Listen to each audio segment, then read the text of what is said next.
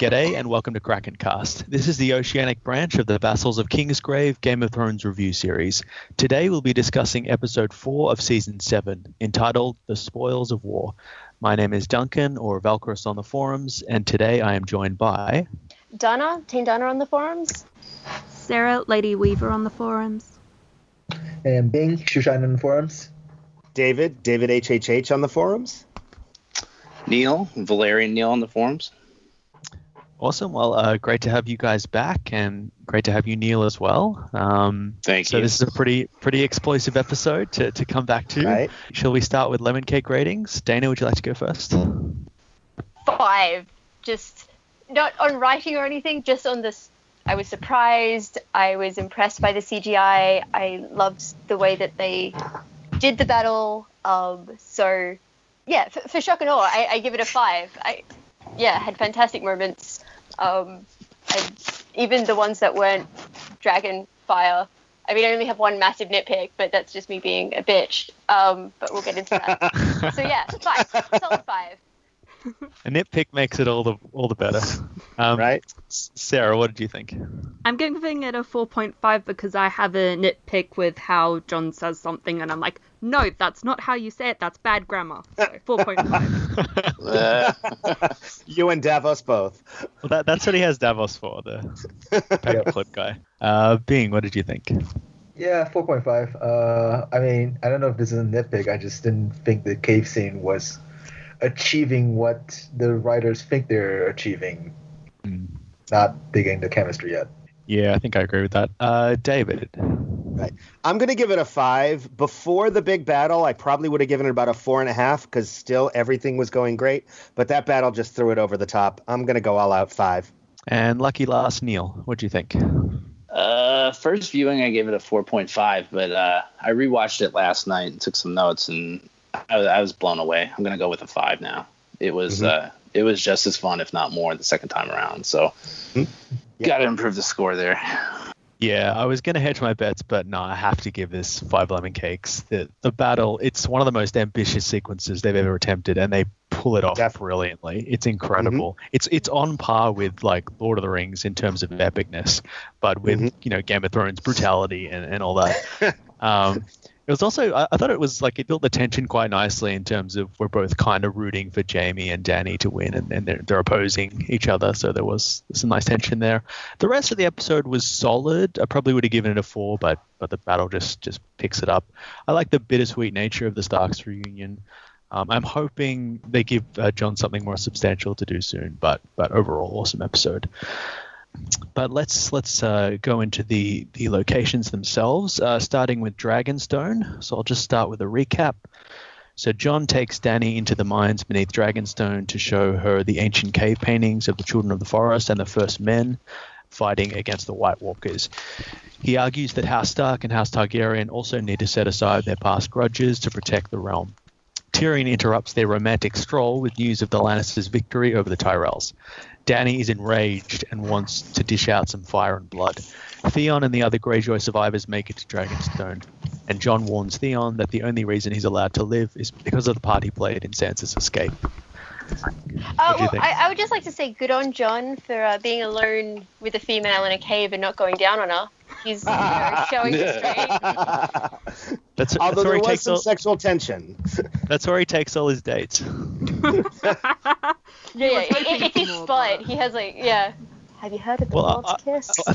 A few people have commented on the chemistry that was supposed to be there. I didn't really feel it as much. Like there was a bit more familiarity between them. Like they seemed to be a bit more comfortable in each other's company. Obviously they're alone, but I didn't get any kind of romantic notion that Davos suggests. So I saw that they might be trying to hint towards it, but I was still like, you're not 100% there. Like, you're going through the motions, but you aren't quite hitting it, at least not yet anyway, if you're trying to say they'll get together. Yeah, I didn't even get it until Davos said it, although after the episode, they said that it wasn't actually in the script, and that was something they did live and was natural chemistry. I'm not sure if I buy it, but I think that's where they may be going, although if it wasn't in the script, maybe not. But then again, why did Davos point it out? This is they're trying to push these two together, basically just mushing them together. They haven't met each other since until the last very episode, but they know they're running out of time, so they need these two people together. The story that they have planned out demands that these two characters needs to be together somehow, and they're just brute forcing their way through this, but then using other characters to basically say, you guys look great together. Like Missandei saying, hey, you're not gonna dig him, and Davos like, you checked it out, huh? That's not how relationships organically evolve in TV shows to be compelling. Right. Everyone else. I just love how Jon is like, no, I have the Night King to deal with. So what is Night King is a boner killer? Is that how it works? Well, he's cold. It's not good. Just lay back and think of England. Lay back and think of the Night's King. Is that how it works? I will say, moving back a little bit, I loved the little bit of Missandei and Dany gossiping about what happened with Grey Worm, and I wanted it to go on, and I was pissed at Jon for interrupting it. Yeah, me too. It was the most human we've seen Dany all season. She's been on her high horse, and here she is like, "Hey, girl, what happened?" Exactly. We need more of these scenes with her and Missandei just kind of chatting and getting more of the human side of Dany. It's refreshing. Not that there was much of it, but yeah. No, but listening to Missandei talk about Dany really humanizes her, and it makes her seem more approachable, so having them interact is really good. Mm. Because show not tell, right? Yeah. Visual medium. When they do it. Yeah. I'm wondering where they're going with those spirals, because obviously that's a show creation. It's nowhere in the books, at least that we've seen so far. So are those spirals, which is something we've seen earlier in the dead bodies earlier in this show a few years ago that the White Walkers were leaving? Clearly there seems to be some parallel there. Did they get that from their creators, the Children of the Forest? Or what are they doing with that, I wonder? Yeah, well, that's one of the questions. The after show. Yeah. Right. That's one of the things that they wanted to make allusions to kind of... Yeah, they didn't really explain why they did it, but they want to show that link between the Children of the Forest and the White Walkers. Oh, and this brings me to my nitpick. The cave drawings. I'm sorry. I am so okay with the way that they showed, the First Men and the Children of the Forest, but they get to the White Walkers, and you can identify characters. And it's no, you just needed to do it slightly less, just have... Instead of an outline, having them chipped out so they do look completely white with the blue eyes. Not that you can identify which others they actually are. It's bizarre. It was too sophisticated, you mean, for a 10,000-year-old cave painting? Yeah, exactly. It just wasn't the same style. It wasn't the same style. No, the reason why it's not the same style is because Jon got there first and he faked it, okay? He faked it. But you could believe it could happen. Dany could believe that. Come on. No one else has seen the cave. He takes her into the secluded bit and it's just like, hey, Dany, look at this. I did not draw this just then at all. It all happened 10,000 years ago. You don't need to carve and date it. A rock and a chisel and hammer just with his foot, just pushing it to the side, just nothing's here. And if you look over here, and it just says Dany and Jon, and there's a love heart around it. Umbrella on top. TLA, true love forever, true love always. Oh my gosh. I love the music when they're walking into the caves. I thought it was great. I'm like, what are they doing? And then the music just kind of brought me in, and I bought it a little more than I think some people did. Yeah, was that a new theme? I think it is. I don't think I've heard it before. Yeah. I thought it was really nice. I did get a bit of shivers. Just I love getting all that lore stuff, like the children and the idea of an ancient history to this world, and it dovetails nicely with kind of what Bran's seen, so it's sort of creating connections between disparate locations and characters. Yeah, I think the music worked well for building up, we're now seeing ancient history type of thing. It didn't work well as romantic low music though. It's not very so. It kind of gave you a sense of wonder and mystery. I thought it was nice. I'm pretty sure it was new, so that was probably what helped. And I love how they then went for the whole Dany going, I will fight for you when you bend the knee. Oh, like we're all getting excited. Nope. They're just teasing us, you know. By the way, did you catch that Danny's line to Jon is literally word for word exactly Jon's line to Mance? Isn't their survival more important to you than your pride? Or more important than your pride? That was literally word for word. I found that online. Exactly word for word. That's interesting. And not the only time that happened this episode, but it wasn't as on the nose as the other one between Brad and Littlefinger. Not on the nose, but obvious. Like the one between Brad and Littlefinger was. Did anyone think that they emerged from the cage with the cave with some sort of agreement? I don't know. It almost looked like they were holding. From the cave, holding hands. That's what I thought too. No. Because they had this shot from behind them, and you didn't see their elbows, and their elbows like you couldn't see their hands, and their elbows were really close together. And I'm like, are they holding hands? And then you have the shot from the front, and I'm like, no, they're not. They're gonna take it real slow. You don't really hear what Jon's response is to the proposition, but I guess what the showrunners are cresting towards is that if Jon can't kneel to Dany, and Dany won't help him unless he kneels, maybe it's going to be a marriage alliance. Yeah, so maybe the romance wasn't there, but the fact that everyone around them is shipping them suggests a kind of maybe this is the only way of securing a kind of equitable alliance between the two forces. Yeah, that's what I think probably is the best way for them to do it. That way everyone in the North will at least be okay with it, and Dany won't feel bad about it or like she's betrayed anyone, because she'll still have the North as part of her kingdom, and she'll still have all 7 kingdoms. And then they find out she's his aunt. Oops. It's okay, Targaryens, bro. It's okay. Right, but will everyone else be okay with it? It's still Targaryens, and they never had a problem with it before, so. I do feel like Jon has not had a lot to do the past few episodes. He's kind of just hanging around. Like when he sort of, as you say, when he pops up at the bottom of the stairs and interrupts their conversation, it seemed a bit pathetic. Like when he was down there, he's a lot more impressive when he's in Winterfell and he's commanding the Northmen. Here he's just another kind of person trying to get Dany's attention. In saying that, I think he's a bit happier here because like it's not like he's at the wall and he's forlorn the whole time. Here it's more like, hey, you're like smiling a little bit and showing some emotion. It's, you know. He's never felt warmth before. Yes, I think that's it. What's that? What's that? Grass beneath his feet before. There's a scene of him just doing roly-polies down the hill. Dude, I'd watch that. Like, seriously. Yeah, right? Like, Davos is the lookout, yeah.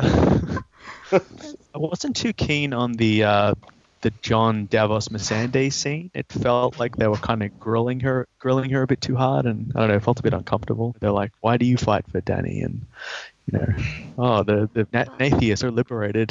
They don't have bastards. I think Jon was doing what Tyrion told him to do, which is to ask people about why they want to follow Dany, except doing it in a very typically awkward Jon antisocial way. Or is he wondering if Missandei's allowed to leave? Is Dany going to let him leave?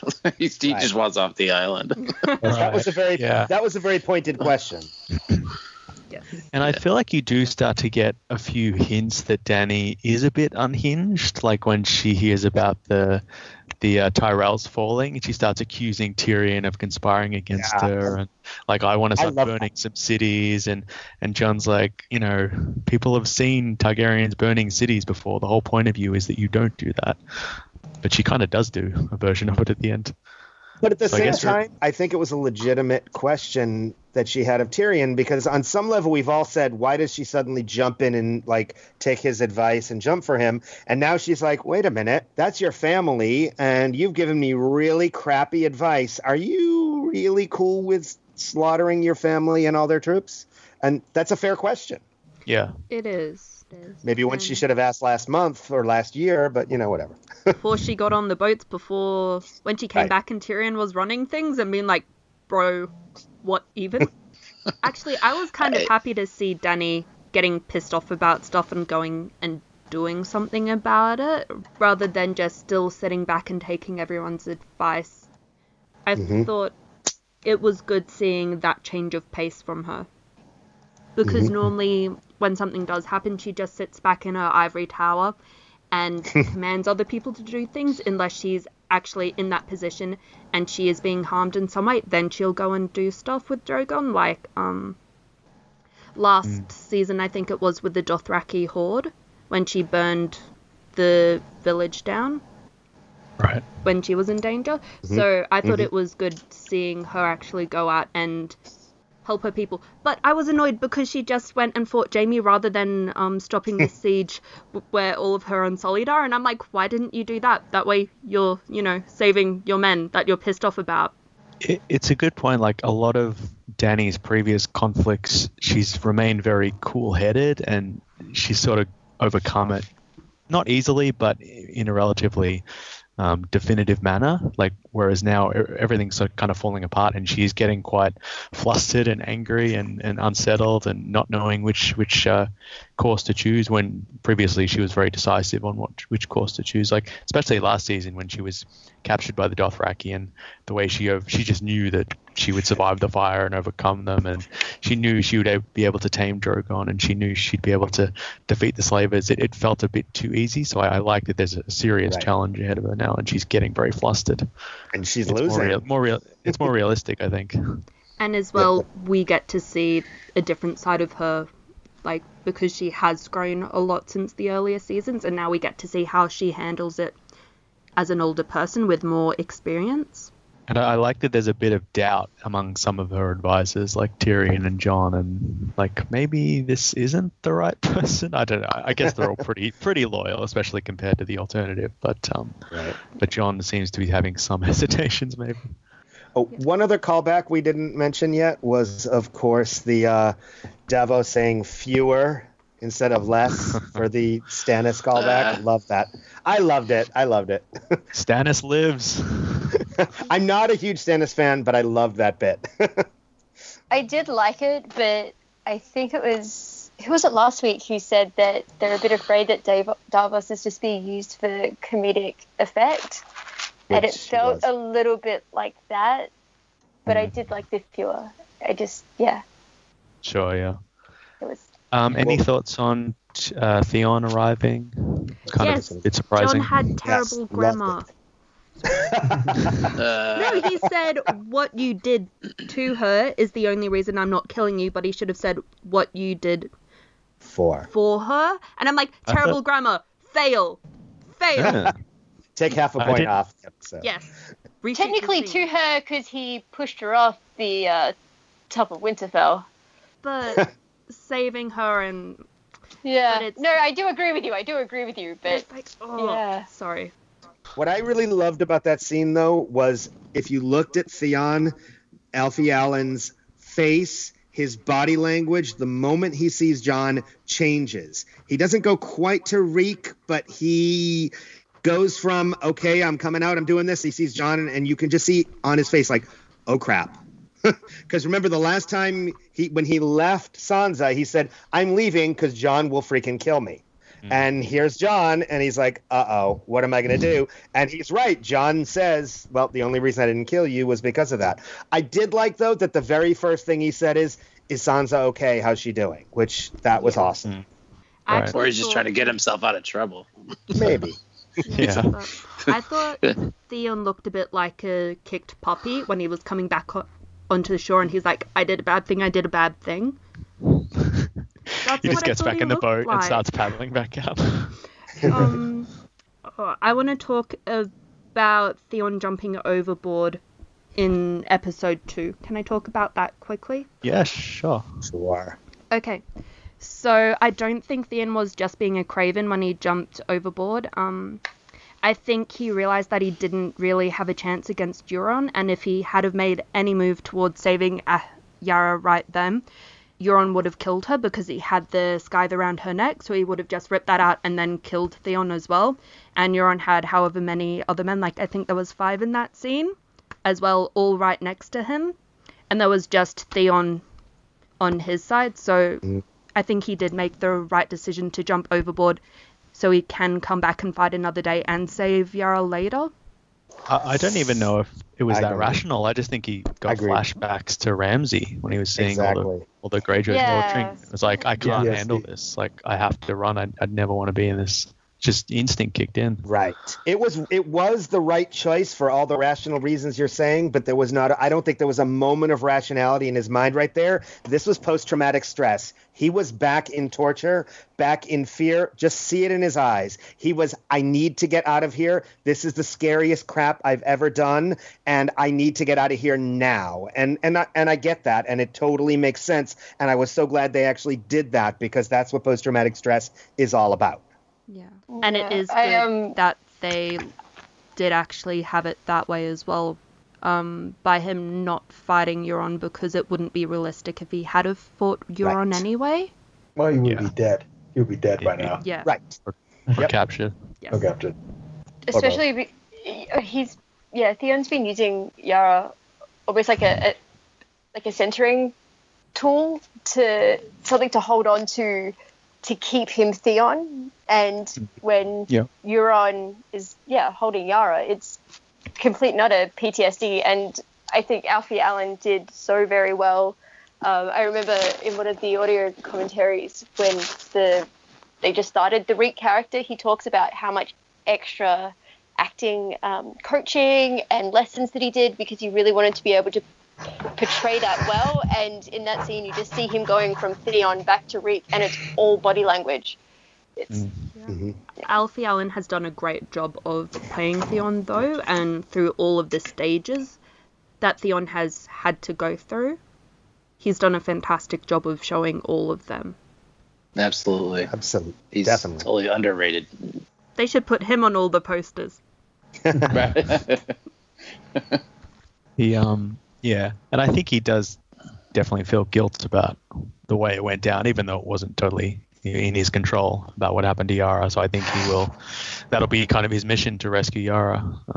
Right. And as Let's well, hope. if that is his mission, it might help him to become more of Theon and less of Reek, because if he is able to save Yara, that's another person he's saved, and it's another thing to help him bolster himself up and feel better about himself despite everything else. And he did say that he had come back specifically to try to get Dany's help in freeing her. So that is why he came back. Okay, we might move up north to Winterfell. So Littlefinger gives Bran the Valyrian dagger, originally intended to kill him. Bran bids a vacant farewell to his traveling companion Mira, who tells him that the Bran she knew died in the cave. Aria finally returns to Winterfell, and she and Sansa embrace warmly in the crypts. Bran continues to verbalize weird but not particularly useful visions. Aria requests that Brienne train her, and Brienne is impressed with her skills. Littlefinger nods cryptically at the camera as though he did something clever, even though he did literally nothing. So what did you guys think about the Stark girl reunion? Did you like it? Yeah, loved it. I did too. I thought it was sort of bittersweet. Like, it wasn't, emotional. They weren't crying necessarily, but they were sort of sizing each other up, seeing how they change, and then Aria just kind of hugs her sister, and it was really nice. Right. I loved how they started with first Sansa runs to her. They first do a little joke, then Sansa runs and gives her a big hug, and Arya's like, well, I'm not sure I'm ready for this. She kind of hugs back, but kind of doesn't. Then they have that little conversation for a little while, and then she's like, okay, I'm back. This is Sansa. And then Arya gives her a big hug, and I loved that. Like, she's more careful, more cautious, but now they're back, and it was awesome. I really liked the fact that Sansa immediately knew where Arya would be. Like, they might never have been close siblings. It might have been years since they've seen each other, but they still know each other. I thought that was really sweet that they showed that. Yeah, there's a shared awareness of where they feel comfortable or safe that only they would know about. And I was surprised that Sansa wasn't more surprised that Arya was alive, just because she hasn't heard that she's been anywhere since season 1. I guess the idea is that she may have been alive, but she couldn't, like, there was no home to return to because Winterfell was burned and then it was owned by the Bolton. So this is the first chance the Starks can come back to Winterfell. So she's seen Bran, and now Aria is not as surprising that she would return. Yeah. No mention of Rickon. No, well, that's a little awkward conversation. Yeah. Until much later. Right. Well, Sansa does say to Arya, why did you run away from the guards? And Arya's like, I didn't run away. So there's still that massive misunderstanding between, like, with everything that happened during after Ned Stark's death. So. Oh no, I thought she was talking about the guards just now. She was. Yeah. Sorry. Yeah. Yeah, that's my bad. just now. I was thinking about something else. Yeah. I thought that as they well. need better guards. They need better guards because they let her in and they're like, wait, let's go talk about this. And then she slipped away. Like, No, you'd they think turned. they turned around and she disappeared. Now, admittedly, she's Aria and she's fabulous and all that. But, if you're going to just let people slip in, then what good are you as a guard? No, but like why would you turn your back on the person you let in Right. specifically to show someone? Like, Because she's you're a not little free girl, bird. You don't and turn they your back on them. underestimate her. That's why Yeah. they just don't think she can do what she can do. I really, really liked Sansa's facial expressions when she told Arya Bran is there. You could just see, like, the sadness that she has that Bran isn't Bran. And Arya's excitement's a bit difficult. The scene before that, I did really enjoy Bran and Littlefinger, just because I'm very sure Bran gave Littlefinger a panic attack when he was like, yeah, chaos is a ladder, and Littlefinger's face is just... You just know he, like, kind of walked outside, looked all smooth, and then found a paper bag to hyperventilate in. Just Exactly. The fuck. He would have been, That's he my must have line. been so happy when Mira walked in. Littlefinger was like, thank God. Oh my God. He's used to being in control, and he's not. Yeah, Right. and he's lost complete control here. Sorry. Littlefinger's used to being the person who knows the most in almost every room, and with Bran, he's not. He knows practically nothing compared to Bran, and he's freaking out about not knowing anything. And is Bran ever going to let the rest of them know that he betrayed their father? You'll see. Because if he knows chaos is a ladder, he probably knows about that too. Maybe that was his way of letting Littlefinger know that he knows. Or at least if he tried to know, he could. Yeah.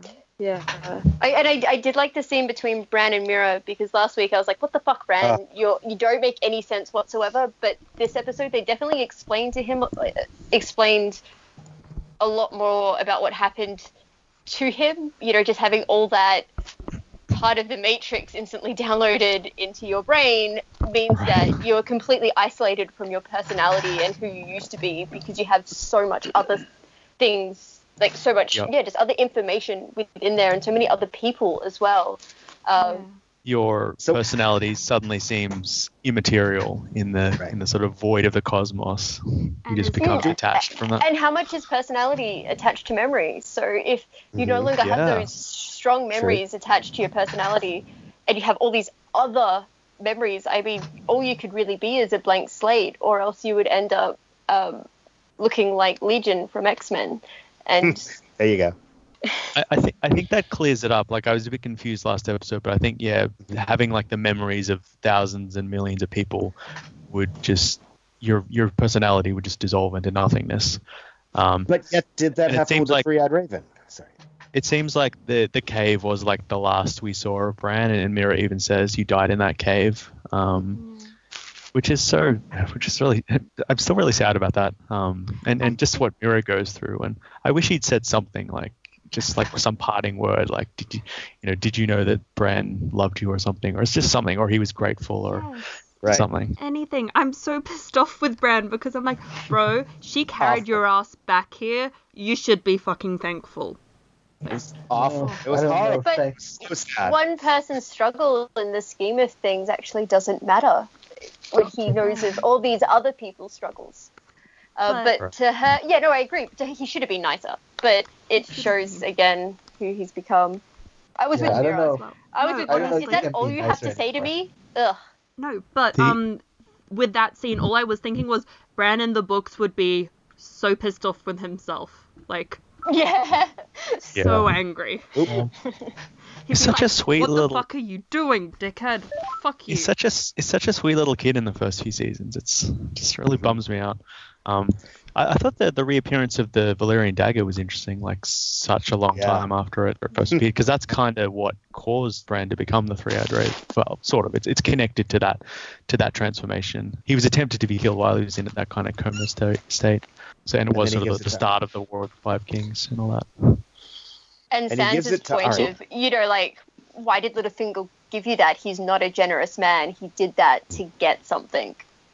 And just her instant... Well, she just gets Littlefinger. As well with everything, I think Littlefinger can't really get anything from Bran because Bran doesn't care about material things anymore, and he's so changed that anything Littlefinger might have thought he could have over Bran doesn't matter to him anymore. But Littlefinger doesn't know. So it's more like bribery and trying to manipulate him into anger and... Yeah, or into trusting him or anything like that, being like, oh, I'm such a great person, your mum loved me, I loved your mother, and Bran's like, yeah, but you're a fucking creep to my sister. I actually think he was trying to kind of schmooze him, like, because he's the Lord of Winterfell. So he was like, here's this really cool dagger. It's a gift from me to you. I'm such a big supporter of your house. Any help I can give you and all that. And it falls so flat. Because Bran and he really shoots him down with chaos as a ladder. He shoots it right down, which was awesome. Here's my question: do we think that Bran without emotions is going to continue? Is that it for Bran as a individual character, or is he gonna figure out how to deal with all of this and become Bran again? I think he has to almost concentrate to become Bran. It seems like the thoughts of everything that's been quote unquote downloaded is just kind of keeping him up and keeping him wondering about everything, and for him to be Bran, or for him to acknowledge Mira or get excited about anything that's happening to him is just kind of becoming less and less normal for him.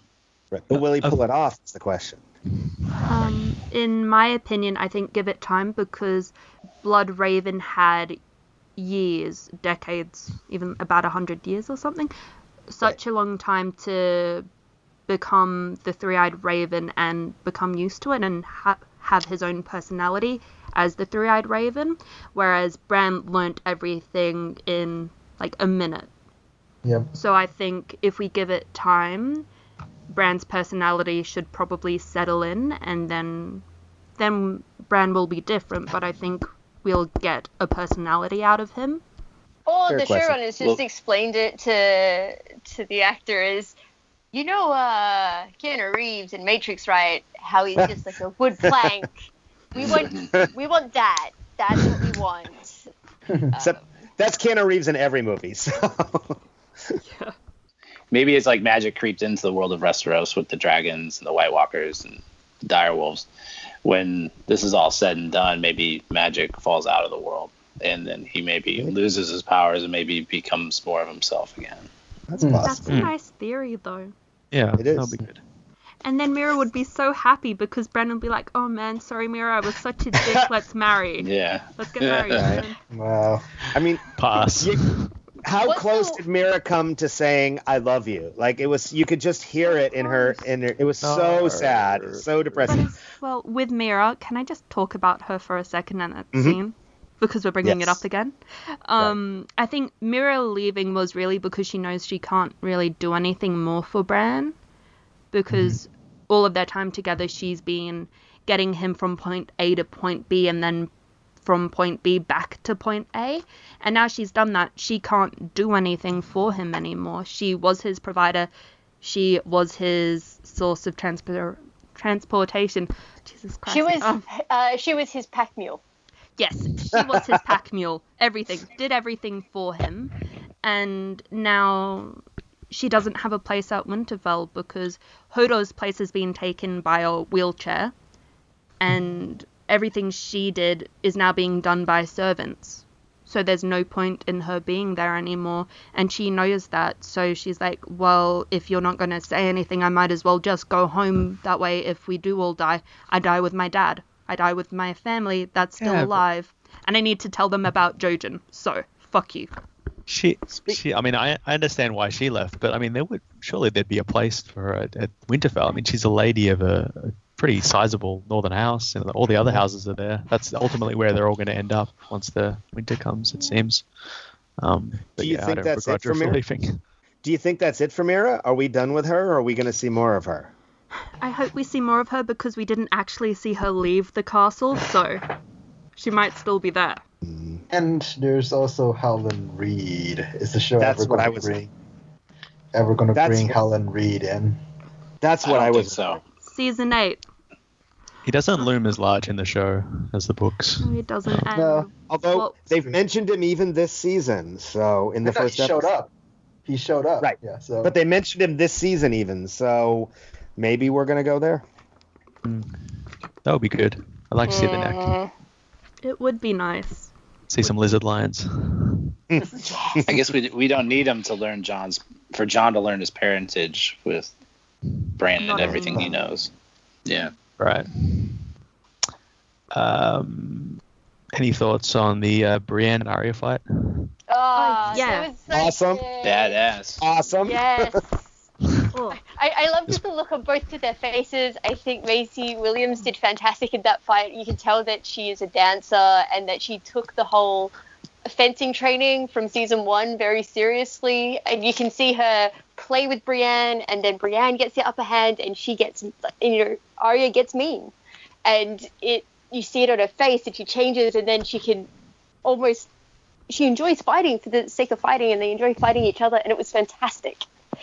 Very good. It was so good, and it seemed like Maisie Williams was doing a lot of those movements. Like the physicality kind of matched the performance in a really believable way. And I mean, it seems slightly incredible that someone like her would be able to best Brienne, but just her speed and her the speed of the blade, I think, made it believable. And it makes sense. I mean, she was training on Bravos for, it seemed like, more than a year. She was training blind. She was training to be agile and all that. Yeah. It's a different type of fighting than the Knight's dance. Right. She won't beat Brienne in strength, but she beat her in speed and stealth. No, with Brienne, at least in the TV show, I don't think they're emphasizing as much how Brienne's meant to be a fast fighter, a strong fighter, and she's meant to have, get the word for it. I forgot the word for it as earlier. But she's meant to be able to last for ages in a fight and not get tired. Stamina. Yes, stamina. She's meant to have a massive amount of stamina, which makes her a beast to fight. Whereas I don't think they're really showing that in the show as much. And they aren't showing her being fast. Because in the show, I feel like she's very lumbering. And Aria's the one who's very, very fast, which means she does have that edge up on Brienne. Mm-hmm. And I thought it was interesting because we have this fight scene where we see two very different styles of fighting being used against each other. And then in the ending scene with the battle, we see, again, two very different styles of fighting in their battle tactics going against each other and trying to see which one's more effective. Right. Yeah. The other thing I loved is it was pretty clear. I thought that Brienne was going easy on her at first, thinking, oh, here's a kid, come on. And then she started getting pissed as she was losing.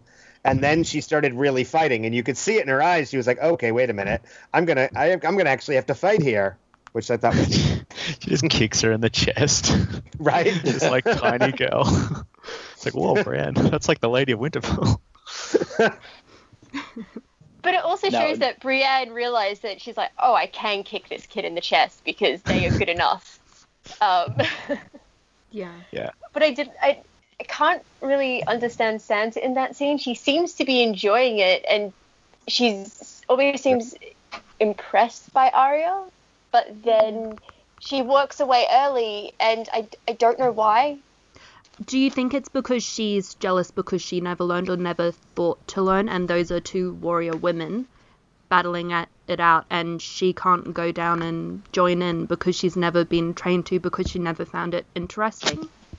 Well, that she never found it interesting because she never wanted to. She probably doesn't want to be a warrior woman. Like she's. I just think she likes. I think. I just think she likes Brienne and Aria hanging out. Like they're so well suited to each other, and she respects Brienne so much, and she loves Aria. So it's a nice moment to see them. But she didn't look all that comfortable either. Was it that she was upset she'd have to share Brienne with Arya, or? No, I think she's a bit. Sorry, I think she's a bit disturbed about some of the things that Arya seems to be implying with her death lists and all that. Like she's a bit edgy about some of the things that Arya's done, and seeing her skill with a blade kind of confirms that. I almost think Sansa's a bit jealous of their interaction between the two, and with Aria, I think Sansa is very interested and thinks she might be able to find out more, and then they can use it to their advantage with the list, because she's very interested, and she's like, so who's on your list? Well, I think that's interesting, because I'm wondering, does she stay in Winterfell and deal with Littlefinger, or is she going to take that dagger and bring it back to the person that she's going to blame for the cat's paw episode in season 1, taking that back to a King's Landing. So, right. I'd be happy with both. Like, kill Littlefinger with a dagger, and then go down to King's Landing and continue dealing with people with that dagger. Please, somebody kill Littlefinger. I can't stand his little perpetually raised eyebrow and nudging of people. It's just so lame. You're not some mastermind. You do nothing. Feline person I've ever seen. Just that he always. You know how cats have that.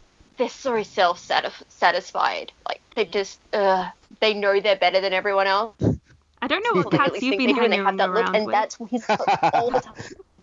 I was thinking at Hardhome we see the Valyrian the Longclaw defeat that White Walker. So I'm wondering if that's the role that the dagger will play, that Arya will eventually fight White Walkers, and that'll save her. Yeah. With that, I thought that would happen when Bran was given it, and I'm like, oh yeah, that'd be cool seeing him fight from a wheelchair with the dagger. I thought that'd be very, very interesting to see, and then he gives it to Arya, and I'm like, okay, so that's not happening, so it's a revenge plot then. Okay. Yeah. And, for all that Sansa, we say she's uncomfortable with it all, let's also remember that it's got to be a little freaky to find out that your sister could be a crazy psycho killer. Yeah, I'm liking the sort of awkwardness between the siblings. Like, they're not quite sure of each other yet. I mean, obviously they're happy to be back together, but there's they've spent so much time apart, and they've just become these completely different people just from their experiences and from their choices. There's not this fulfilling rush of warmth and love when they finally are reunited. Like, too much has happened. Too much has changed. Although at the same time, they never were that close. They were always very different. They fought all the time. I mean, look in season 1 when they were together, they weren't any closer than they are now. And that's with that true. The glue. Yeah. Sorry, I think the glue that really kept them all together a lot was Robb, and he is dead. Mm-hmm. Because that's who they all related to best, really. But I still felt like there was a family dynamic that was very, very important, and it seemed like they were, especially Aria was desperate to get back to her family as she was traveling through the Riverlands, and Sansa would pine over her family, and Bran would see the visions of Winterfell and want to return there so desperately. But I just get like this hollowness now that it's actually happened, which is interesting. Sorry, I forgot what my point was. But that even is a great point, because everything has changed so much. So the things that they used to want and pined for, everything around them's changed so much, and they've changed so much that yes, they still sort of want it. But it's not as happy as it would have been. It's sort of like what Ned says about the pack survives. Like, they've been lone wolves for so long that they've almost forgotten what it's like to be in a pack. Yeah, on that point, you could say that's kind of like Nymeria and Arya's interaction, with Nymeria remembering Aria but not really trusting her, so she doesn't kill her, but she just walks away from it. So it's kind of interesting. Let's hope the rest of the family doesn't do that. and I think they will disperse again, but there's a big difference between being ripped from your family and making an informed decision to leave your family for whatever reason, be it, you know, you have your own little Aria mission to do, or, you know, Jon goes out to Dragonstone and all that kind of stuff. So even if they are separated again, I still feel like they will be a wolf pack, if that makes any sense. Yeah, they'll assuming they survive. Because I did find it really, really strange that Sansa was like, Jon's heart's gonna stop when he sees you. No, it's already stopped. Oh, good line. At the same time, though, we didn't mention it earlier. So many of these lines are either purposefully just on the nose, or they just don't say that shit out loud, the writers. And then by the time it's written and acted and edited, they're just like, oh shit, that's a bit. At the same time, though, I love the look on Sansa and Arya's face when she said that. Like, she mentioned Jon, and Sansa knows that Arya loved Jon more than her all the time they were together, and that's what brings the biggest smile to Arya's face in that scene. We didn't mention earlier, and I love that whole bit. Yeah, and as well, Jon was closer to Arya than he ever was to Sansa, because Sansa always thought of him as being a bastard, so he would be a lot happier to see Aria, who he's always had a connection to. Just about the whole episode in general, but have you noticed that all of the people we're seeing, they're all siblings? So we're seeing Jon, and we see Sansa, Bran, Arya, we see Cersei, we see Jaime, we see Tyrion, and we see Theon, but he's like surrogate siblings with Jon, and we don't see Yara, but she's mentioned a bit. It's a lot of characters that were together in the first season that have been apart for so long finally coming back, and it's sort of unlikely reunions in some case, like Jon and Theon. I'd never thought I'd see them together. But it's characters converging in these one locations to the point where I think this episode only had 3 real locations. So it's not as fragmented as it was in previous seasons. It's condensing for ultimately a showdown, we assume. Which is really good though, because that way you can spend more time with all of your characters, because you don't need to jump between as many locations. Yeah, I like it. I like being able to just sit and stay in a location for a decent amount of time, just like sort of breathe and feel the space and the interaction of the characters, rather than kind of cutting really, really jarringly between places. And I really love that they spent so much time in Winterfell for this, because, you would think in such a fast-moving season, we might not have taken the time for all these little bits, like the training, the reunions, all those little moments. And I was glad. That's why I love this episode even before the battle, because all of this stuff we've been talking about has been really great. And then we get this crazy battle. There is a brief scene at King's Landing. I didn't really bother to write a recap, but basically Cersei's just continuing her talks with the Iron Bank of Bravos, and the gold is almost there. And the one interesting thing is that the Golden Company is raised, the Sellsword Company. Yeah. Yes. Right? Which is so bizarre. Not the time. Well, I think that's where the money's going. I know, I think so. But even if it's not Fagon, if she brings over the Golden Company, they'll probably side with Dany.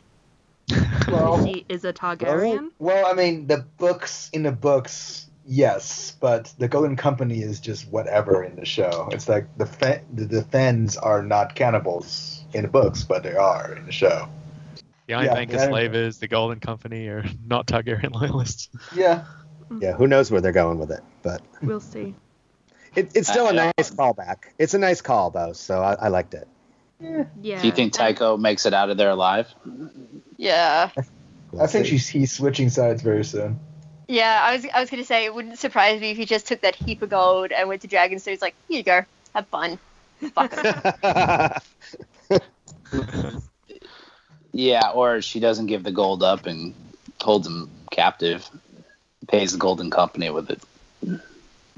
Actually, but to be well, she honest, is now kind of stuffed, because she will need that gold to pay for supplies that have now been burnt. Yeah. Well, yeah, she needs the Golden Company more than ever now because it seems like the Lannister army is destroyed. Melted? So it's going to be, an SOC sellsword company fighting the Dothraki in a foreign land. No, but to be honest, the Golden Company stands a lot better chance than the Lannister army did because the Lannister army doesn't really know Dothraki fighting styles, whereas the Golden Company probably will because they are an SOC sellsword company. So it makes sense. Sure. It would be very American Revolution-ish. Like, you have the French on one side and the Hessians on the other, fighting in America because they're mercenaries and, allies and that kind of thing. And it would, if they got the Golden Company and the Dothraki, it would be the same thing. It was, yeah. I saw some people speculating that, like, Dario might be in the Golden Company and return to Westeros. I actually... Fighting against Danny. Yeah, he's like, I got tired of that Maronese stuff. I gave it back to the slavers. Well, he would be betraying her for gold, so it works. Spurned lover. Yep. Well, she brought it on herself. You never leave a mercenary on their own with anything, especially not in charge. Like, no. Especially not a city. Yeah. All right. If we're all good, we might move on to the final set piece. I'm not really sure where this takes place. I guess it starts in the Reach and ends in the Riverlands or the Crownlands, but I'll just recap the whole journey. So Jaime leads the Lannister and Tarly troops back to King's Landing. They are escorting the Tyrell treasury and seizing grain supplies along the way. Jaime is disconcerted over his parting conversation with Lady Olenna, and Bronn is frustrated that he has yet to receive a castle for his services to the Lannisters. They reach King's Landing, but are suddenly set upon by a horde of Dothraki screamers. A vicious battle ensues, with the tide quickly turning against Jaime as Daenerys arrives on Dragonback and begins roasting the Crown's forces. Bronn manages to launch a scorpion bolt at Drogon, badly wounding it. Tyrion watches the carnage from afar. Dany is grounded and Jaime seizes his chance to slay her, but Drogon protects her with a jet of flame. Someone pushes Jaime into the river at the last minute, but his heavy armor quickly pulls him down to the depths. So I thought this was just absolutely amazing, just incredibly epic. The scale was enormous and just so many beautiful, stunning shots, like Jaime riding across the field and the Dothraki emerging through the flames and all the dragon CGI. That was an amazing scene. Probably the best battle they've had yet, I think. I enjoyed it a lot more than the Battle of the Bastards. I thought this one was really, really well done. I loved the Dothraki and how they were actually shooting arrows from horseback. I loved that shot, and I loved the scene where Jaime picks up the pike. I think it was a pike, and he uses it as a joust. I thought that was the best thing ever. Well, as a when he jousted with it. I think it had a lot more order than the Battle of the Bastards. Like, that was essentially just one army charging at another, whereas this, you get more of a sense of them creating a line of spears and trying to bring down the immediate threat, which is the dragon, and shoot their arrows. And I don't know, there's a bit more strategy to it. Yeah, I think this one had a bit better storytelling as well, because you could see, because they were able to change their focus from one character to another, and it made a lot of sense in how they were doing it, and you got wide shots showing everything. Whereas with, I think, the Battle of the Bastards, they had a lot of tighter shots, so it was harder to try and tell what was really happening. Mm-hmm. But that was also the way that they wanted the audience to feel. The Battle of the Bastards was meant to feel claustrophobic during the crush and confusing, so that's why they used tight shots. Why this battle is... They're using that wider shot, and you're following characters through because you want Jaime's perspective on this, which is the utter destruction. And I think it was a very well thought out battle. You had Dany breaking the lines, and then the Dothraki charging through. Like, it made sense militarily. From a military perspective. Thank you. Right. I unfortunately was drinking a coffee during watching Game of Thrones, and the caffeine kicked in just as that battle started. I thought I was having a heart attack. I think we all did anyways. Last night. Bar the windows. Yeah, I rewatched it last night, and even on the second watch, it was still really thrilling, and it was still, like, blood pumpingly good. And I was like, did I survive having a coffee and watching this for the first time? I should have, had a heart attack and carved it. Yeah. Well, you know, it's interesting because the director, Matt Shockman, had said that he decided to focus on Jaime because you don't know where do you start. And he decided to focus because he wanted to get a lot of the focus on what the point of view would be if you were being attacked by a dragon. And then, of course, we got all the stuff with Bronn. And that whole section with Bronn was very reminiscent of that, like, one camera shot of Jon from last season. We got that with Bronn this season. This episode with that little bit where he's running around being chased by that Dothraki, that was just awesome. Yeah, I thought that as well. The long tracking shot where he's engulfed by the battle, but the colors are obviously strikingly different, like orange flames instead of white snow and black leathers. It was very, very well shot, and they did a great job with it. I really thought Bronn was gonna get it though. I thought so too. Bronn is dead. Bronn is dead. This is what I think is going to happen. Like, Jaime casts up his hand and, like, one of his chess pieces, and he's kind of coughing up on the, like, banks of the river, lake, whatever Bronn pushed him into. And then he sees Bronn, like, on his side, half drowned, and he turns him over, and it's like Gus Frigg from Breaking Bad. That shot of Dany flying Drogon right over the canal was amazing. That was thrilling. It gave me the same type of chills that I got when you saw the X-Wings go over the lake in A Force Awakens. Yeah. Emilia Clarke gets a lot of shit for her acting. Mostly justified, but I think she actually did a really good job in this particular scene in looking pretty fierce riding the dragon.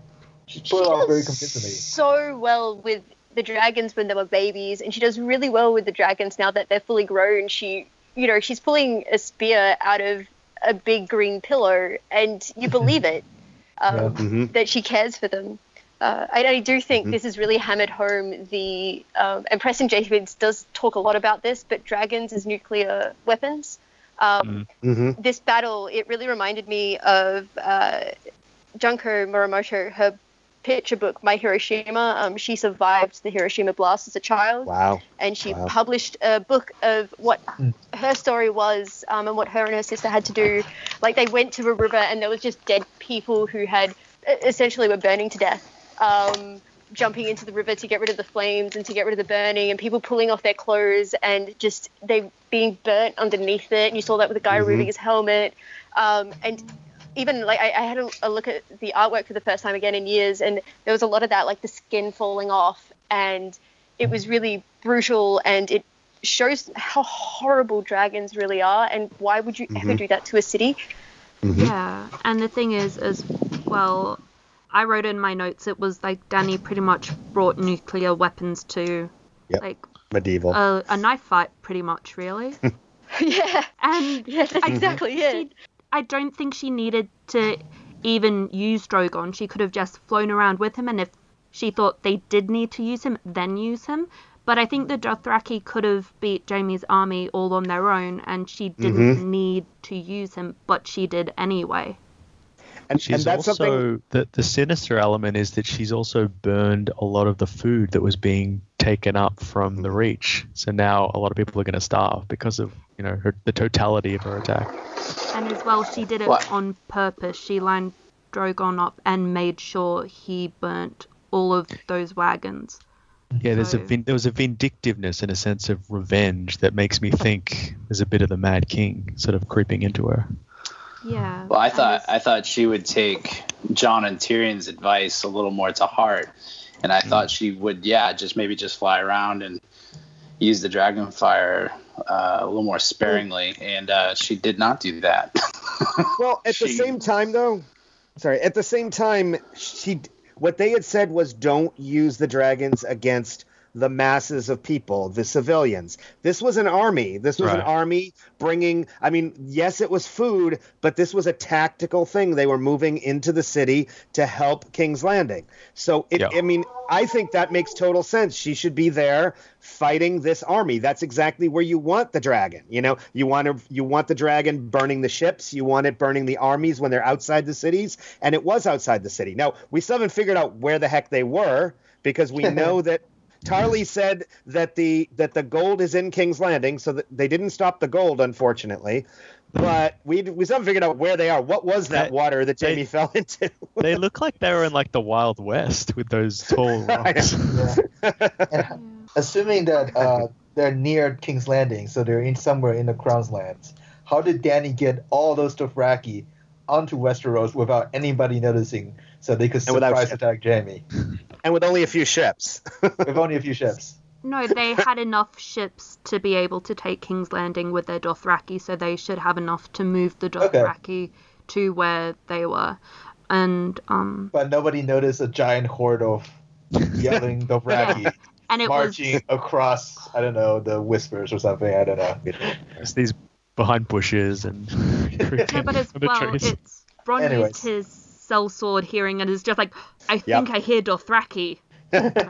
He held like a large amount of horses, but when Bronn realizes they're Dothraki, he's like, Jaime, get the fuck out of here. You're not infantry. You're a commander. Get out. We're not going to win this. And then the dragon turns up. You're like, well, you're fucked upon fucked. Like, that's fucked squared. The thing is, why didn't they could have broke ranks, retreated, and actually gone and hidden all of the rocks that were around? Because with the dragon, my first thought is, pull a Lord of the Rings and hide from the aerial creature. Come on, man. But you can turn the rocks into an oven, so it wouldn't really help anyway if she knew they were there. True. One thing we've spent a lot of times talking about how good the dragons were, but the one thing that I thought was really impressive about this scene too was how amazing the Dothraki were. I mean, we've never really the stunt riders full on, right? I mean, we've never seen them full on in battle before. We've seen like one-on-one fights and a few things, but I mean, that was just amazing. Them standing on the horses and shooting arrows and using their arcs and all that while standing and jumping off and like, you know, cutting Bronn's horse's leg and all that stuff was just incredible. Like that was just, you know, up until now we're like, yeah, we've heard they're great, but let's see it. And, you know, show don't tell. They showed us in this one. As someone who studies horse archers and writing dissertations about them, that is not how horse archery works, but carry on. Okay. No, the whole idea of high heels is that you're able to stand up in stirrups, like heeled boots. It's one of the things that I will allow Dany wearing, like, heeled boots, because it makes sense, because the Dothraki could wear, like, the Persian cavalry were the first people to wear heeled boots, because they could stand in the saddle and fire. But, yeah, you wouldn't take, like, one leg off. It looked really impressive, but, it looked a bit more dangerous than it had to be. Yeah. Although, if I could go back in time, I totally want to see how the Huns did it. It looked amazing, though. It did. And I really liked they showed that it wasn't just like a burst of flames. Like, that fire had propulsion and so much energy behind it. Things were blasted away. It was powerful in what it could do. It wasn't just like it's a lot of heat coming at you. It's like, no, it's a lot of heat that's going to move you. Yeah, it was such a ferocious sort of sequence. Like, my eyes got progressively wider and wider as I realized what I was seeing, because it feels like the previous battles in the series have always been very restrained. They've always, I guess because they've just haven't had the budget, they've always been very tight focused. They've been on sort of battlements, or they've been in rooms, you know, like the courtyard in the Battle of the Wall. They were only focused on maybe 20 guys at a time kind of wrestling with each other, and that's meant to represent the battle. But the scope of this battle and the CGI and the complexity of the stunts and the complexity of the camera movement, that shot of Bronn moving through the battle, moving through the carnage, and just think of like all of the choreography that had to go into that, and it was just incredible. I think it just meshed so well, and it created this sense of a huge space and so many things happening within that space that I don't think's been achieved yet in the show. Yes, definitely. I just have one comment before Tyrion comes up. I mean, because he's like, Tyrion the Grey, right? Fly, you fool. Flee, you idiot. I'm just like, come on. Was anyone else just like, did they just Lord of the Rings it up in here? Because they could? Yes. Yeah, it didn't annoy me. It was just like fucking run. But it's HBO, so they can swear. Yeah. Right. Oh, yeah. Yeah, I mean, I guess Tyrion is sort of horrified by what he's seeing, because this is the first time. I mean, I guess it's all been theory up until this point. We'll take Dany to Westeros, she'll conquer it, we'll install a good king, monarch, I'll take Castle Rock. But now actually seeing these Dothraki decimating his countrymen, you really get a sense of the horror and what he's kind of done. I mean, he's kind of betrayed his family. He's betrayed Jaime, this guy that he's loved and who's protected him. So Tyrion seemed very conflicted in this scene. Yeah, as he should be. Is Tyrion as much of a fanboy as dragons? It is like the series hasn't really covered that as much, has it? I think so. Like, there's a scene where he's sort of talking to a dragon and saying how when he was a boy, he told his uncle, "Could you please give me a dragon, just a little one?" Yeah. He cried, and he cried when he couldn't. Yeah. So he's romanticized them, but now he's seen the horrors that they can wrought. Yeah. And he is looking down and watching his brother in a battle, and I love when he's like, "Stop, stop," and he's like yelling at him as Jaime's running over to Dany. He's like, "Stop, you stupid fool," and swearing at him and all that. "Flee, you idiot." Yeah, I think Tyrion was actually more barracking for Jaime, or at least for Jaime to get out of there rather than for Dany to win everything, because I think he saw how powerful the dragons were and how unprepared Jaime's army was for it.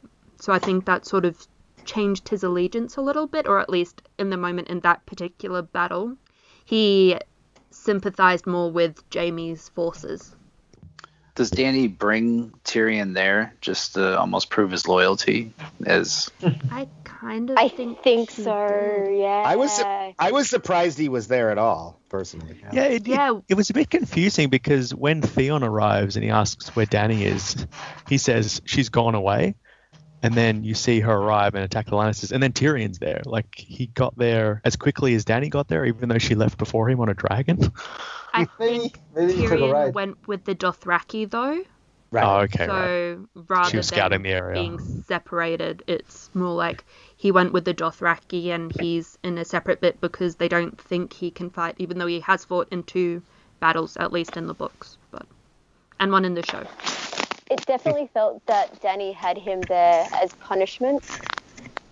Yeah, I hadn't thought of that, but yeah. Your bad planning made this army survive, so I'm going to destroy them in a way that is unspeakably cruel. And you're going to have to force to choose between me and your family. And do you think the Dothraki's there more to watch his reaction and try to gauge whose side he really is on, and when Dany comes back and speaks to them, she'll kick Tyrion out and be like, "You aren't aligned with me"? No, maybe not. I feel like the Dothraki there were just to protect Tyrion. Like, you always have that with generals. You have their, body corps or whatever it's called. Bodyguard. Little group of people to keep them alive. And I feel like the Dothraki were there for that, not to spy on him, but I do think Dany brought him there to punish him. And I do think Tyrion is now, in a very large way, alienated from Dany and questioning not his allegiance, because it's either Dany or Cersei, but Dany's methods. Right, yeah. And with that, they'd have to know about the Sept of Baelor by now, so they know that either way he goes, Cersei and Dany are both willing to use massive amounts of firepower on people. It's just Cersei's willing to use it on innocent civilians and Dany's willing to use it on an army. Yeah, that's the difference. This is 2 armies facing off, not civilians. And that's a big difference. And I think that's a big difference.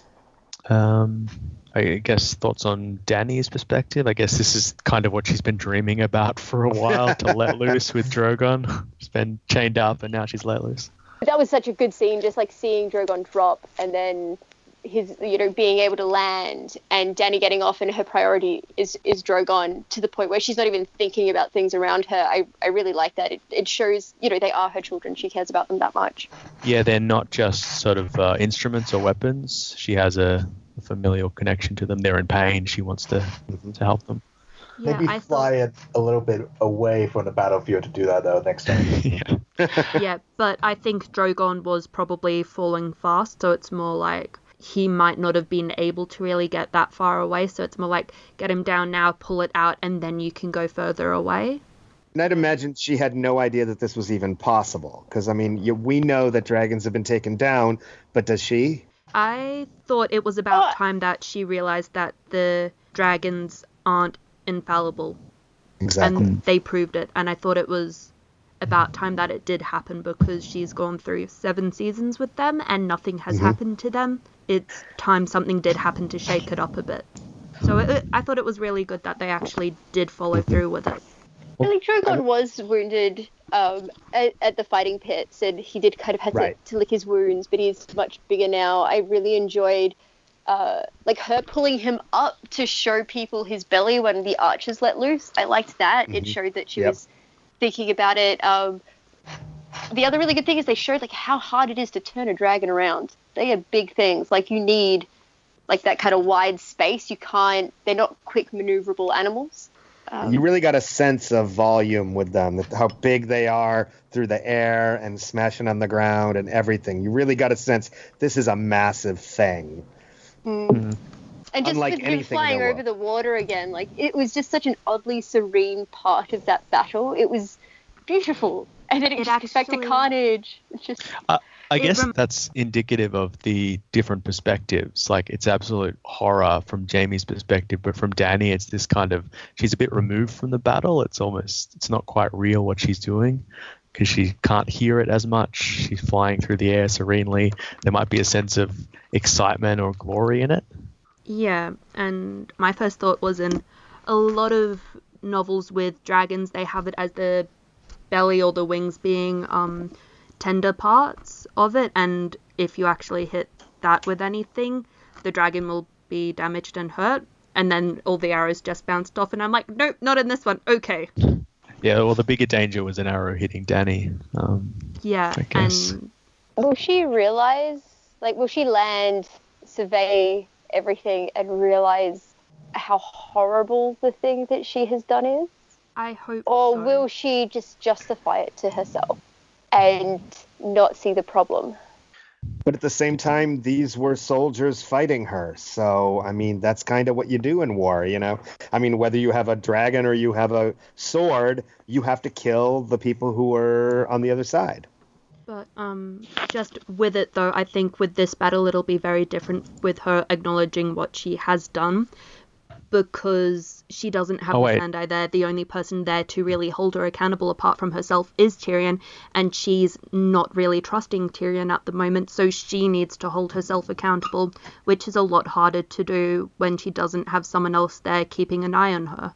The amount of people is new as well. You know, there's a difference between like 3 bodies or 5, like 10 and hundreds, if not thousands of people. Right, yeah, It'll definitely. be thousands. Yeah. So, which one of the Tullys survived, or are both? That's what I was wondering, because Randall disappeared in the middle of the battle. Dickon saved Jaime, although, which I thought was really a nice little bit, because I mean, Jaime hasn't even bothered to learn his name. He disrespects him, and I just say I love Bronn making fun of his name. I think it's just the writers acknowledging like some names just do not work. They work in the book a little, but on TV, nah. And it's funny. I think there was also a little bit because us book readers, we like to make fun of Dan and Dave when they come up with their own character names like Roz that don't sound like they really fit. And here we have one name that's all George, and it's ridiculous. When you have to say it on TV, you have to laugh at it.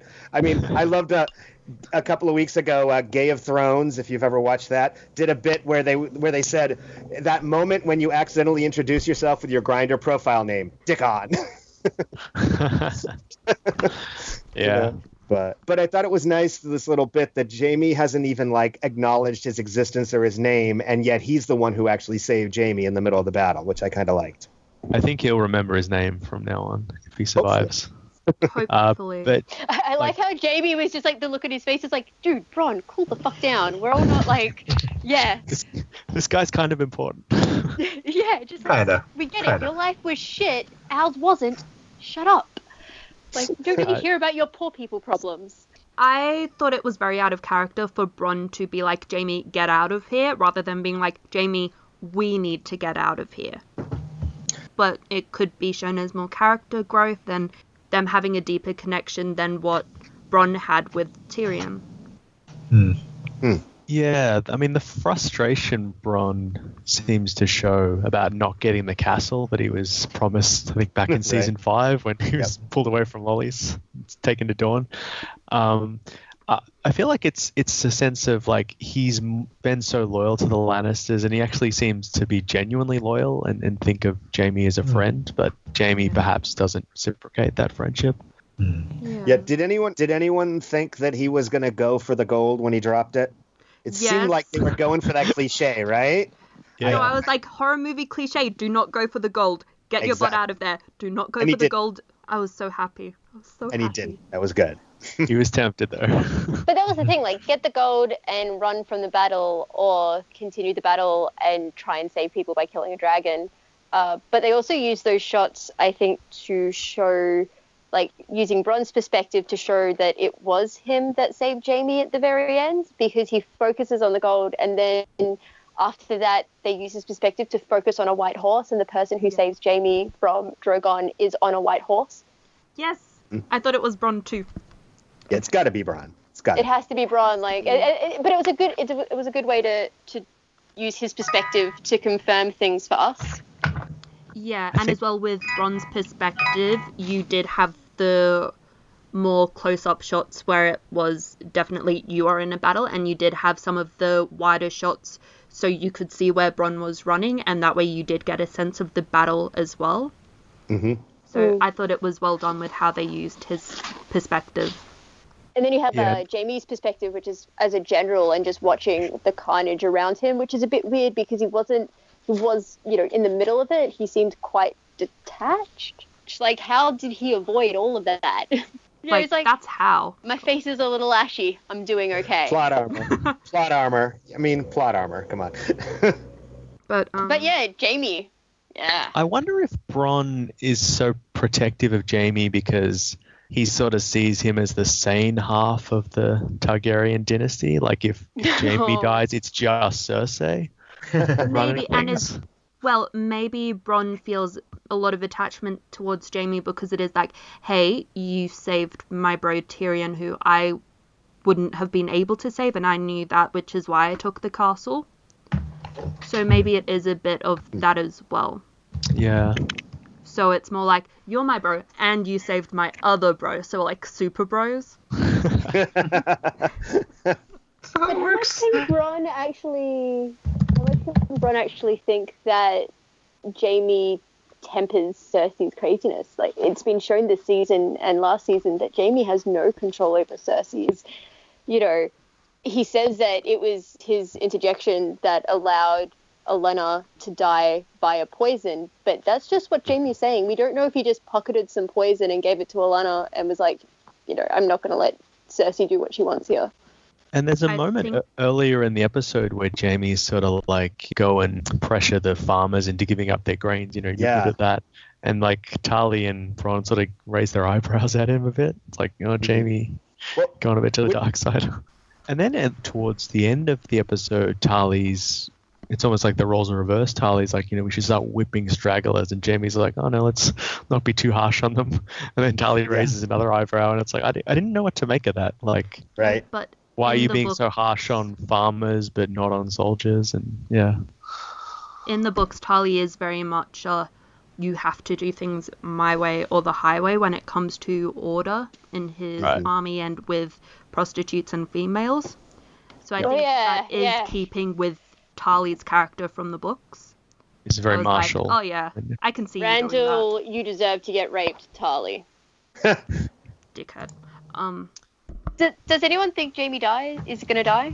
No. I don't think so. I think we're going to get a flashback or a flash forward or like a prophecy scene or like a, oh my god, what the hell am I doing scene. That's what I'm hoping for. Here, I can't imagine you're going to kill. I mean, you have a huge battle, and both Jaime and Bronn were right in the middle of it. If they were going to die, they would have died in the battle. They're not going to like drown or like that would just be dumb and anticlimactic and wouldn't serve the characters well. Yeah. He sinks pretty deep. I guess he'll have to kind of struggle out of his armor, otherwise he's going to drown. Yeah. And so that might be where we pick up. And he has to get rid of the gold hand too, probably, because that'll weigh him down as well. Right, Isn't gold light? Yeah, No. but he has all of his clothing, his suit of armor, his hand, his sword. Like, gold stretches very well, but I have a feeling that's a gold-plated hand, and underneath it, it's like lead. Yeah. When he re-emerges from the river, isn't he going to be surrounded by Dothraki and captured? Yeah, that's what I'm thinking. Like, He's is he gonna gonna kind of get out of everything, just look like a soldier, somehow get back to Cersei, or is he just going to be captured? And then we're back to Jaime being captured. Maybe this time he's captured, he will fall out of love with Cersei. Well, if he gets captured this time, he's with Tyrion, and we might get some brofest, as well as some, what the fuck are you doing with our sister who's blowing up the Sept of Baelor, which is why you stopped the Mad King? You're an idiot. So, that might happen.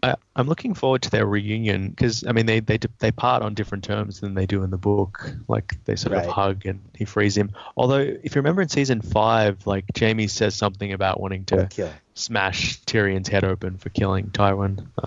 Right. So Tyrion may love Jaime, but I don't think it's the same from Jaime's perspective. A few people with the drowning scene, a few people noted that it's a similar shot to Bran from the first episode where he's like falling off the tower. Like the way it's framed is kind of similar. Which sort of it works quite nicely with like the Valyrian dagger reappearing and the stuff with the three-eyed raven and the Children of the Forest cave paintings. Like everything sort of, it's like callbacks. We're going back to the beginning. There's a lot of callbacks and a lot of references. And the other callback was Aria at the gates of Winterfell is kind of like, there's a similar scene in season 1 where she's trying to get back into the Red Keep and the guards won't let her. Yep. So it's this big sort of full circle. Everything's sort of replaying from season 1. Which is... To go east, you must. To go west, you must go east. To go forward, you must go back. And the Dothraki, like Robert says in the first season, you know, imagine what a horde of Dothraki screamers could do if they landed on Westeros. Now we see it in action. We don't have to imagine. No, hypothetically, really like great that they're bringing it all back. Never get used to elephants, right? They just, that's why around war horses they use like a lot of camels and mules, because war horses hate elephants. Just the smell of them messes with it. Really? How do you train a herd of horses to be okay with a dragon and not them just be bolting the other way as well? And run through fire. That was the one that bothered me. Like, would they really run right through fire? Just imagine. It was amazing. It looked awesome, but... Well, if the Golden Company comes, we might see some elephants. Maybe that'll be the kryptonite for the Dothraki. The horses will go nuts. Yeah. Hopefully. I don't know. War horses are pretty impressive. Like, back in the day, were pretty impressively trained, but I have no idea how they did it. Do you think it's just ignore all of the new Dothraki and all of the older Dothraki? They've probably gone through at least, hopefully, one generation of horses. So the ones they're riding at the moment will have been raised around Dany's dragons, and then that way there's your loophole fixer. It just got them really used to the smell. Just got them really used to it. That's all. Like, they were raised around the dragons, so of course they're used to it. Will not freak them out at all. Can Drogon fly? Like, now that Spear's out, can he fly? Or is he going to be a walkie dragon? Yeah, I mean, he's seemed pretty badly wounded. He did smash the scorpion, but... with his tail, though. Yeah. I like that scene. He was so spiteful. He was like... So I wonder what... Like, does Qyburn have any other gadgets up his sleeve? Like, now that the scorpion's gone, what is going to defeat the dragons?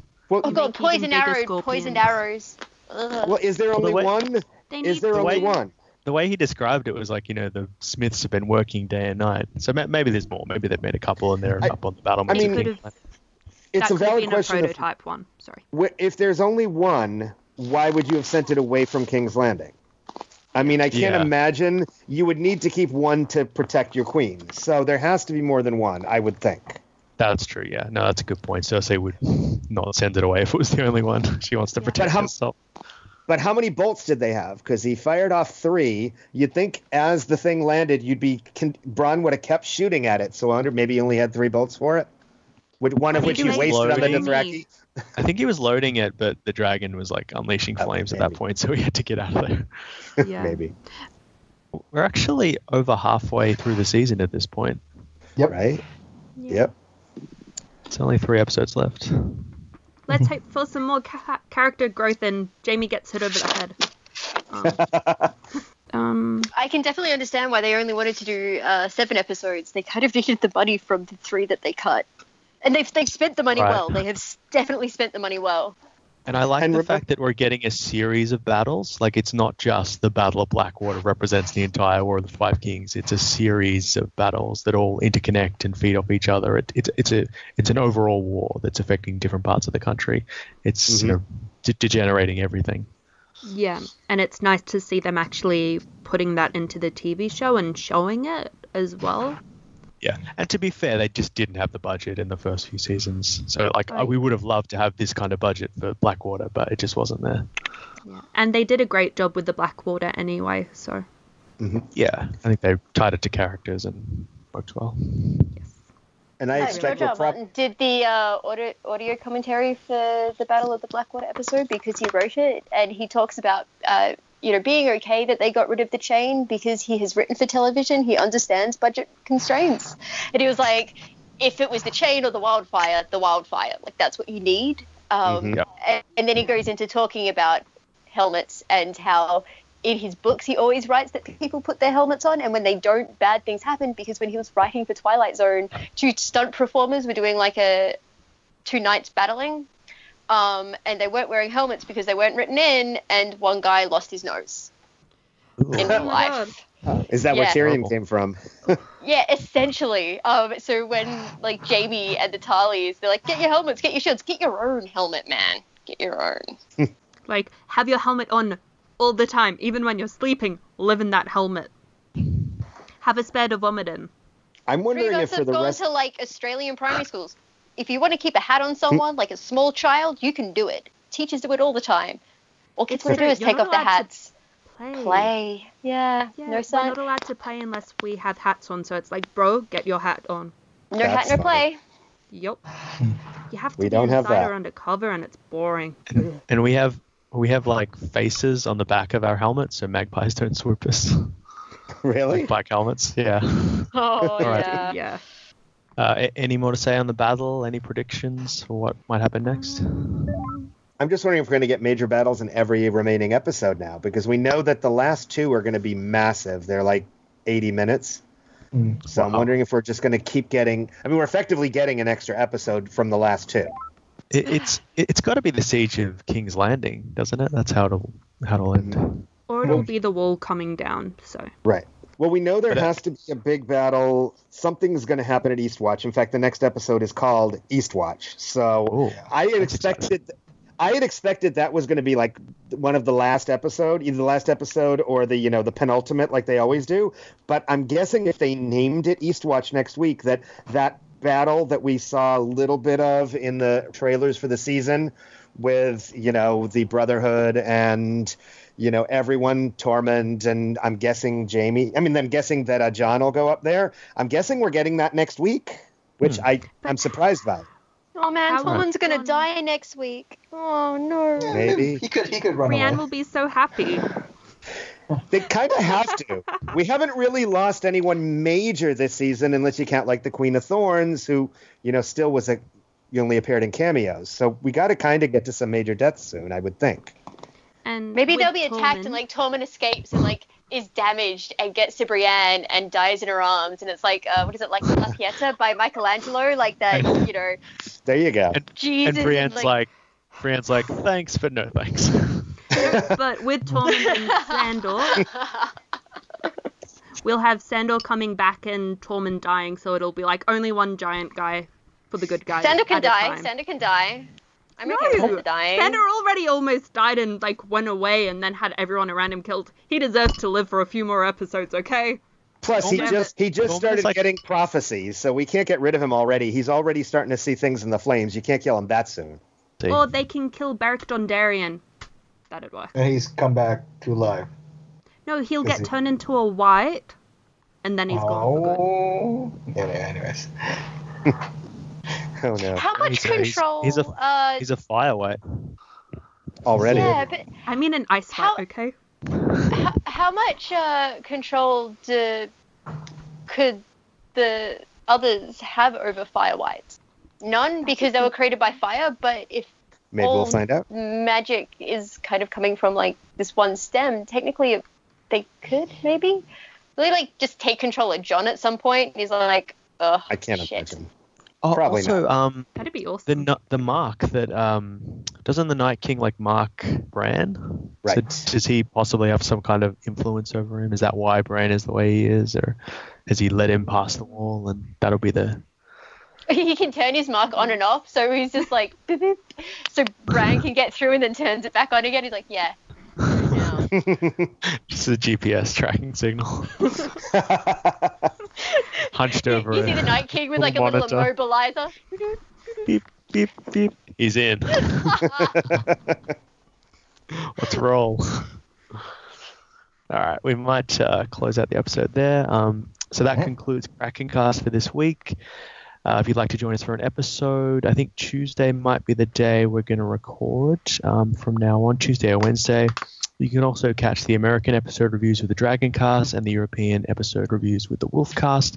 So thank you for joining me, Dana, Sarah, Bing, David, and Neil. And thank you for listening. We'll catch you next time. Thank you. Thank you. Thank Bye. you. Bye, everyone.